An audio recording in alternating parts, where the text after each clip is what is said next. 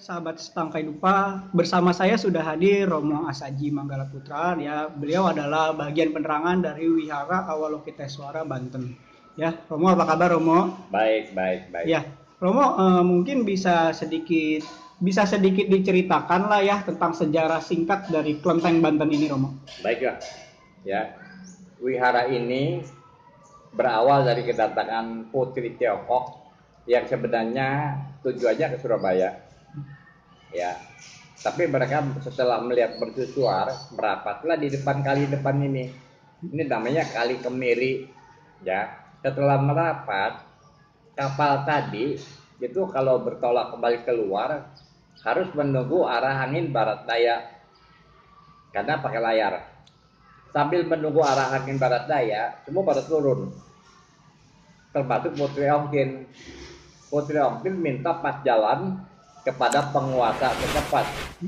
Disebutkan penguasa itu pada saat itu adalah Sarip Hidayatullah.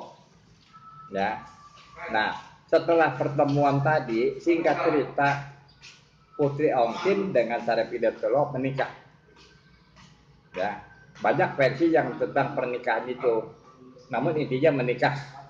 Setelah menikah diboyong ke Cirebon, bergabunglah dengan Wali Songo, jadilah Sunan Gunung Jati.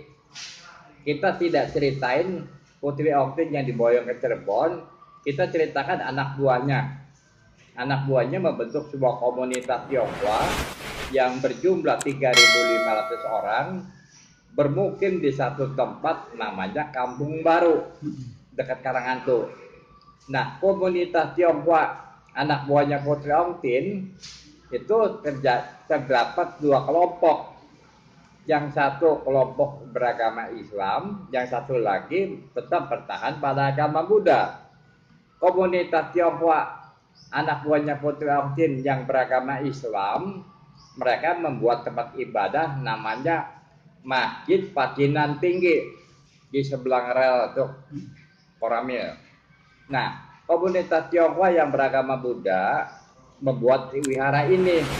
Namun awalnya bukan di sini. Berawal di Desa Dermayon, dibangun tahun 1652, tidak jauh dari Masjid Pacinan Tinggi, ya, dengan nama yang pertama namanya Bantei, Bantei, yang berarti sejuta kebajikan. Ya. Nah, pada abad ke-17 Banten terjadi epidemi begitu hebatnya, sehingga warga Banten banyak yang meninggal. Diceritakan 50% pada banyak yang meninggal. Nah, atas inisiatif pengurus wihara yang di Desa Dermayon, Rupang Dewi Kuan Im yang dibawa dari Tiongkok itu dibawa keliling kampung sebagai tolak bala. Ternyata mujizatnya ada. Redalah epidemi tadi. Begitu melihat epideminya reda, Kangjeng Sultan pada saat itu merasa bergembira. Diperkirakan ke abad 17 adalah Kangjeng Sultan Tirtayasa. Ya. Nah, melihat warganya banyak yang selamat, dihibahkan sebidang tanah di depan ini. Pindahlah wihara dari Desa Dermayon ke Kampung Pamarican tahun 1774.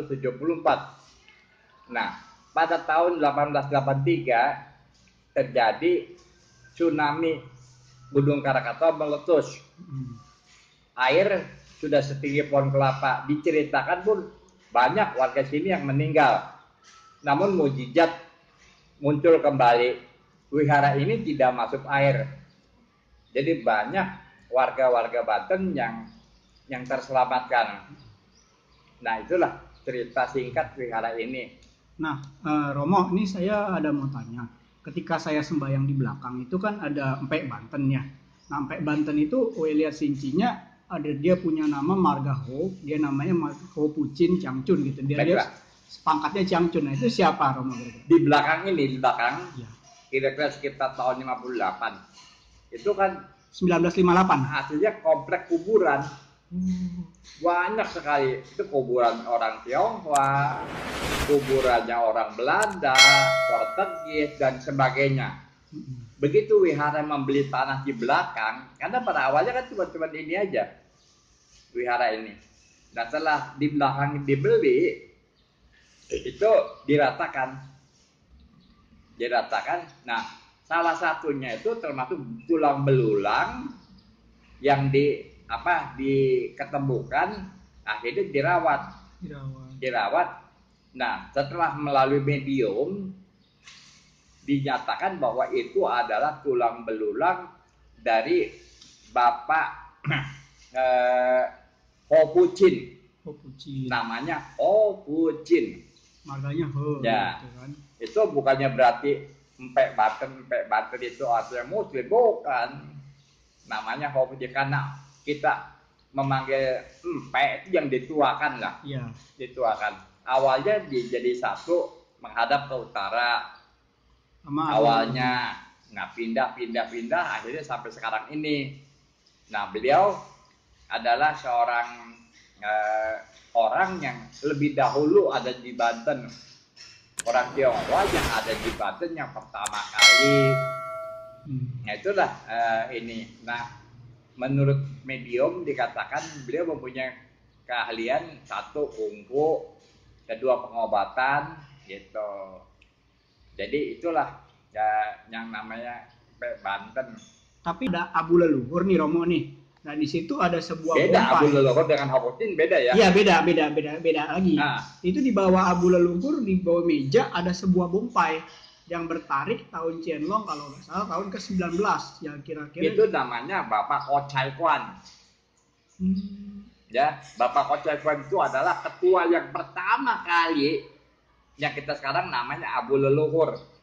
Itu diketemukan coba bongkainya, dan bongkainya pun sekarang masih nempel. Itu jadi beliau bukannya jenderal, itu dikemukakan oleh keponakannya,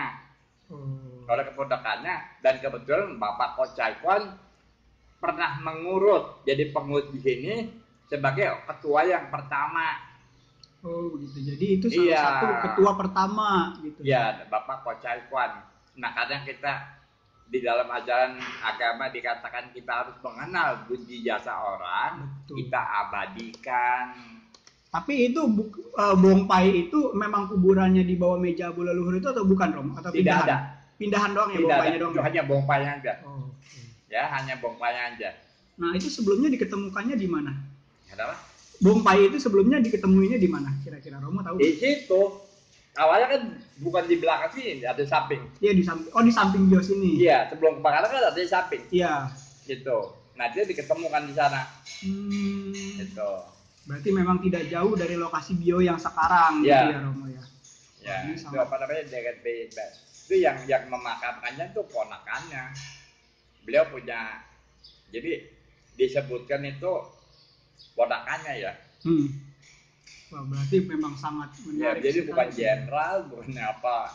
Oh, begitu. Itu Bapak ketua yang pertama sekali yang memerintah di sini tahun 1774. Ya, Bapak Ko Chai Kwan. Oke, waduh, terima kasih banyak ini Romo atas waktunya. Ya. Kita juga jadi lebih tahu sisi lain dari sejarah beda ya antara Ko Chai Kwan dengan Ho Pu Chin beda. Gitu. Nah, ini terakhir nih Romo nih. Aku biasanya lihat kalau di Saku Tepekong yang tua ini masih pakai camsi obat nih Romo. Nah, mungkin camsi obat ini Romo bisa ceritakan nggak? Ya, karena begini. Sampai sekarang pun Wihara Banten itu terkenal 3. 1, kadang ramalannya jamci, baik jamci obat maupun jamci unki, masih relevan dan masih diyakini ada sangat ini sekali, tepat sekali. Yang kedua adalah kertas mandalanya punya. Nah, itu diyakini sangat mujarab sekali. Dan yang ketiga, itu dikenal di sini tuh boleh bilang wihara jodoh katanya. Apa karena ada pengaruh sumur yang di belakang, Romo? Yang sumur dewa tidak sumur dijelaskan. Oh gitu. Saya nggak berani ngomong memberikan kepastian ya. Gitu. Tidak jelaskan ini kenapa gitu. Saya ada contoh cerita, ya, contoh cerita dan pengalaman saya sendiri. Kurang lebih 15 tahun yang lalu lah, ya. Saya kedatangan 2 buah orang keluarga itu dari Bekasi. Ya, ceritanya begini. Ceritanya. Yang keluarga yang pertama, dia mempunyai seorang anak ambar. Tahu anak ambar ya? Tahu. Ya. Anak ambar perempuan. Keluarga B punya anak ambar laki-laki. Ternyata itu anak ambar itu setiap Syed dia juga datang ke sini. Jadi konon katanya ini wihara ini tidak dikunjungi manusia aja, banyak lelembut segala macam-macam termasuk tadi itu. Ya, singkat cerita orang pasangan yang ini nih ketemu jodoh. Nah, mimpilah si keluarga A itu mimpi kepada mamahnya, mama, nanti siang ada yang melamar saya kan udah besar katanya. Ya, di keluarga B dia mimpi ke mamanya lagi, mama, gue sekarang udah besar, tolong lamarin toko itu pacar Oe, karena dia sangki, artinya datang. Bener nggak bahwa lu punya anak ambar? Ternyata benar. Singkat cerita, dalam mimpinya itu dia minta diberkatanya di Wihara Banten dengan Romo Asaji. Itu yang saya bingung. Ya. Nah, setelah itu dia cerita. Ini bukannya dongeng ini, ya. Akhirnya datang kemari. Romo, namanya Romo Asaji. Iya. Anda dari mana? Dari Bekasi. Loh, kok tahu nama saya? Nanti ceritanya panjang, dia bilang gitu. Saya mau ngawinin anak, boleh, silakan, gak apa-apa. Gitu. Mana pengantinnya? Dia agak tercium-cium malu. Dia bilang, anak saya anak ambar. Loh. Tapi kenapa minta dia? Ya, mimpinya itu dikasih tahu. Dia ingin menikah, pemberkatannya di Wihara Banten dengan panditanya Romo Asaji. Itu saya sendiri pada saat itu antara percaya dengan tidak percaya. Akhirnya saya laksanakan di sini. Ya, pada saat saya ngepretin itu pada hari ini saya bilang 2 buah keluarga melaksanakan pernikahan putra dan putrinya. Marilah, saya bilang, Anda mohon kepada Tuhan Yang Maha Esa bahwa putra putri Anda dengan disaksikan pada Buddha, pada Dewa di Banten menjadi sah suami istri. Pada saat saya ngepret, Jayanto Bodia Mule Sakjanang Nanti Wadano Ewang Tuang Wijaya Hohi Jaya Sujaya, itu mamanya nangis. Kata dia, itu bisa melihat anaknya lagi bersimpuh sujud dalam jangka 5 menit. Ya, saya heran, kenapa kok nangis? Kenapa berdua aja nangis? Saya melihat anak saya bersimpuh. Gitu. Yang benar kok iya. Nanti selesai ini dia minta pestanya di belakang. Di gazebo ya, dengan 8 macam masakan. Nah, saya diundang ke belakang, dia setel gambang keromong. Ya. Konon katanya dia ngundang teman-teman. Jadi pada saat itu dia cerita, dia bilang, Romo, di Banten ini setiap hari maupun dalam hal-hal lain yang datang tuh gak aja manusia. Dia ceritakan katanya, kata dia, wihara ini wihara jodoh. Anak saya aja yang ambar dapat jodoh, gitu. Ya. Iya. Bener atau tidak benernya saya nggak tahu. Itu keterangan dari orang itu. Nah, ini menarik nih Romo, karena di sini dibilang wihara jodoh sama keluarga gitu lah ya. Nah, ini di Banten sendiri kan ada Mapocha nih. Mapocha yang di samping Dewa Kota. Mapocha. Ya, Mapocha itu apakah sebenarnya Ling Sui Furen atau ya. Apa? Mapocha itu setelah saya amati memang di Indonesia cuma satu. Iya. Hanya ada di sini. Cuma di sini. Menurut salah satu biksu dari Medan, awalnya saya juga nggak tahu Mapocha itu siapa.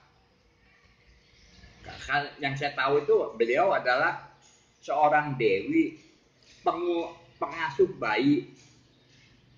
Ya, pengasuh bayi. Jadi kalau anak kecil sakit, anak kecil kesurupan, itu minta tolongnya ke situ. Kalau ada pasangan yang tidak punya dikaruniai anak, minta tolongnya ke situ. Namanya Mapocha. Nah, ceritanya kata menurut para biksu dari Medan, beliau ada tadinya seorang yaka, ya, laki-laki. Nah, terus kerjaannya makanin bayi aja. Udah gitu Sang Buddha tahu, melihat kelakuan itu. Dia punya anak angkat 2. Sama Sang Buddha disumputin anaknya. Ya, setengah mati dia garin kemana sana sini. Nah, akhirnya Sang Buddha bilang, kamu cari apa? Anak saya hilang. Anak kamu anak angkat hilang aja, dia bilang setengah mati kamu. Bagaimana dengan anak orang yang kamu makan? Itu. Nah, akhirnya dengan pancaran daripada Sang Buddha, akhirnya si Yaka ini nih, artinya tobat dan berjanji kepada Sang Buddha untuk melakukan kebajikan. Berupalah jadi wanita namanya Mapocha. Tugasnya adalah melindungi bayi. Tapi beda sosok dengan ini ya, dengan Chusen Nyonya beda sosok ya. Chusen Nyonya kan dewi penjaga anak gitu di dalam mitologi. Saya kurang tahu gitu. Karena yang saya tahu, saya juga tahu ya dari seorang biksu di Medan. Ya, saya tanya, Suho tahu nggak ceritanya ini? Mapocha, dia cerita itu. Nggak beda aja di belakang, dekat sumur pohon bodi. Itu ada yakanya. Nah, yaka itu kalau kita nampak berbentuk seperti ular besar sekali, tapi nggak pernah ngeganggu. Tidak mengganggu. Itu di belakang sumur itu. Nah, terakhir nih Romo, di belakang kan ada sumur, ada dewa sumur. Nah, dewa sumur ini bisa cerita sedikit nggak? Awalnya sumur itu memang sumur alam, ya, alam. Ya, artinya memang bukan dibikin alam, tidak ada sumur. Ya, cuman waktu itu ya pokoknya alami ya. Itu wihara itu batasnya sampai sumur itu. Batas sumur itu adanya di belakang belakangnya. Itu diawali dengan konsumsi wihara, buat masak, buat minum. Airnya juga enak, bening.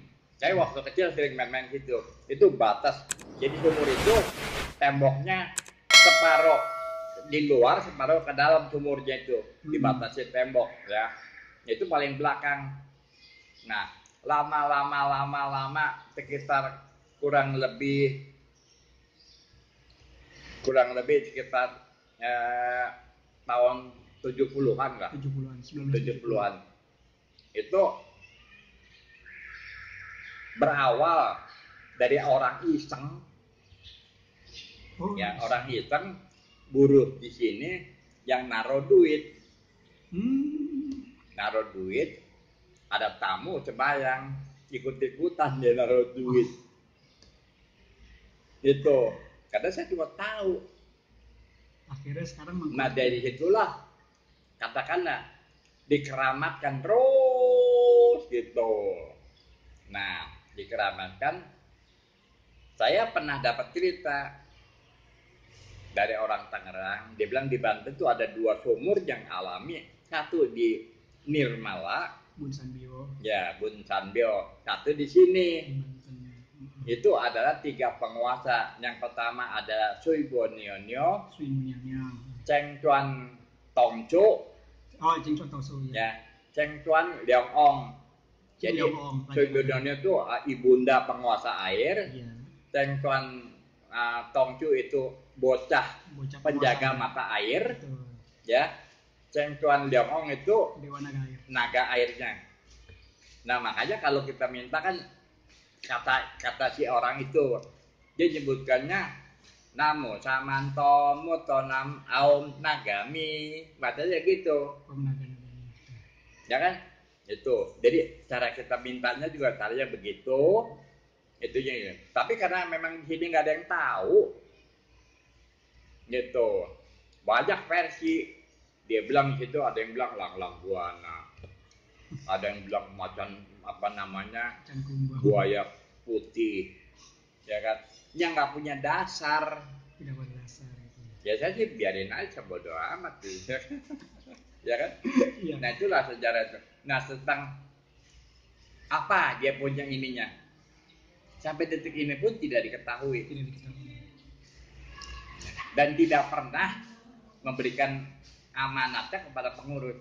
Oh saya ini gunanya buat sakit. Oh gunanya buat misalnya untuk berdagang, nggak disebutkan. Oh, tidak pernah disebutkan. Iya. Cuma orang-orang sini ya sebisa-bisanya dia aja ngambil air mandi macam-macam. Ada yang dibilang kalau yang itu mesti mandi tiap hari Jumat segala apa. Ya, jadi makanya di sini juga hanya disebutkan Cingsen. Ya, Cing itu sumur, Sen itu datuk. Datuk penenggul sumur. Gitu. Orang-orang kalau kadang nggak ngerti dan tidak menguasai, cobalah minta air sampai Cingsen ya. Begitu aja ya. Kan apa ya? Lucu jadinya. Cingsen itu bukan nama orang. Iya. Cing itu sumur, Sen itu dewa ke datuk. Ya kan? Datuk penenggul sumur. Siapa itu? Tuibonya no tentang Tongju, jangan ong. Itu sebenarnya. Kan orang kadang-kadang ya bagaimana? Udah dia nggak ngerti, nggak tahu, tapi bisa-bisaan. Bisa-bisa.